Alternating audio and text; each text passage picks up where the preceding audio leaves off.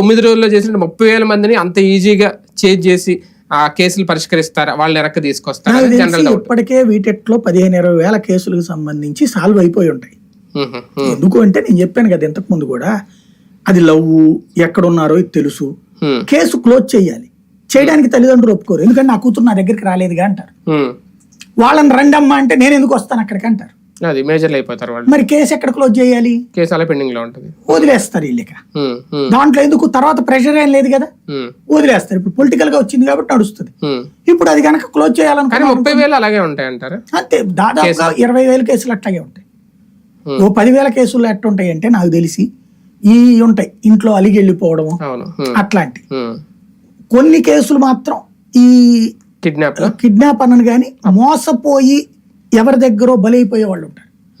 ఇప్పుడు కొంతమంది ఇంట్లో అలిగేసి వెళ్ళిపోయారు అనుకోండి, రైల్వే స్టేషన్లు, బస్ స్టాండ్లు, పార్కులు ఇలాంటి ప్లేసెస్ లో ఇలాంటి వాళ్ళని ట్రాప్ చేసే మహిళలు ఉంటారు, వ్యభిచార గృహాలు నడిపే మహిళలు. వాళ్ళ పని అదే ఉంటది. అదే ఇందులో హ్యూమన్ ట్రాఫికింగ్ ఎంత అనేది ఉంటది ఖచ్చితంగా. అది ఎంత అనేది తేలాలి. సాధారణంగా మేజర్ అవ్వగానే పోలీసులు వదిలేస్తారు కేసు. అందులో నేను అనుకోవడం ఒక 500-1000 ఉండొచ్చు అట్లాంటి కేసులు. అది తేల్చాలి.